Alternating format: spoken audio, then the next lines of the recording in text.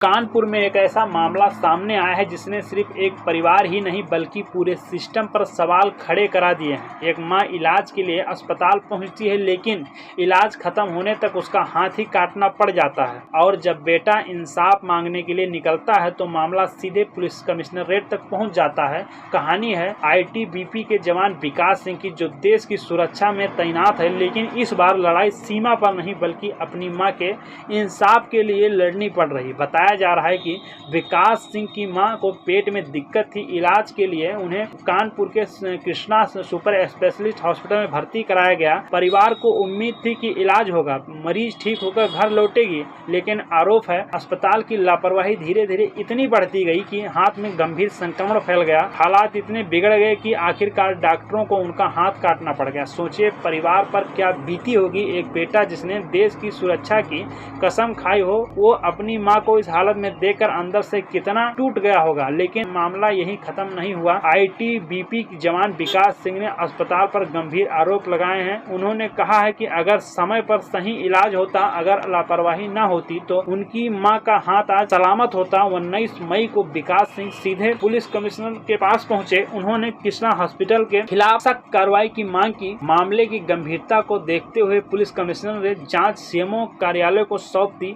इसके बाद डॉक्टरों की एक जांच कमेटी बनाई गई। परिवार और आईटीबीपी जवानों को उम्मीद थी कि सच्चाई सामने आएगी, लेकिन जब रिपोर्ट आई तो कहानी एक नया मोड़ ले लिया। आरोप है कि रिपोर्ट में न तो लापरवाही की साफ वजह बताई गई और न ही किसी पर कोई ठोस कार्रवाई हुई। यही से आईटीबीपी जवानों का गुस्सा फूट गया। बताया जा रहा है कि बड़ी संख्या में आईटीबीपी जवान अपने अधिकारियों के साथ पुलिस कमिश्नरेट पहुंच गए और कई जवान हथियारों के साथ मौजूद थे। कमिश्नरेट के बाहर अचानक बड़ी फोर्स और जवानों की मौजूदगी ने माहौल को तनावपूर्ण बना दिया।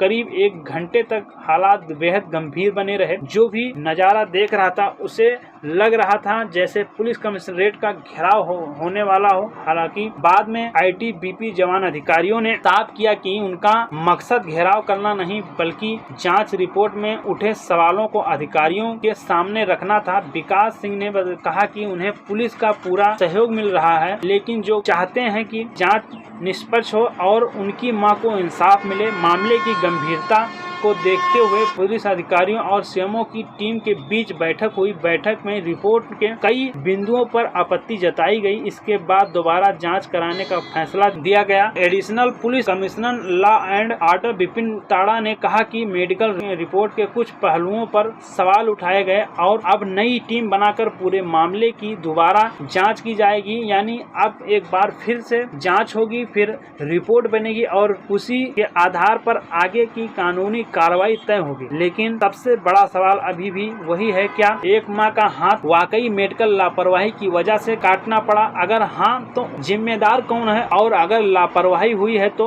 अब तक कार्रवाई क्यों नहीं हुई? ये मामला सिर्फ एक परिवार का नहीं, ये सवाल पूरे हेल्थ सिस्टम पर है, जहां मरीज इलाज कराने जाता है लेकिन कई बार इलाज ही जिंदगी का सबसे बड़ा दर्द बन जाता है। फिलहाल कानपुर में इस पूरे मामले को लेकर माहौल बेहद गर्म है। आईटीबीपी जवान इंसाफ की मांग पर अड़े हुए हैं, वहीं प्रशासन नई जांच के बाद सख्त कार्रवाई का दावा कर रही है। अब सबकी नजर नई जांच रिपोर्ट पर टिकी है, क्योंकि उसी रिपोर्ट से तय होगा कि सच आखिर क्या है और क्या इस मां को इंसाफ मिल पाएगा या फिर ये मामला भी फाइलों में दबकर रह जाएगा। कैमरे के पीछे से उठ रहे इन सवालों का जवाब उस पूरा सिस्टम देगा या फिर एक जवान अपने ही देश में न्याय के लिए यूं ही भटकता रहेगा। ये सिर्फ एक खबर नहीं बल्कि सिस्टम पर इंसाफ के बीच की एक बड़ी लड़ाई बन चुकी है।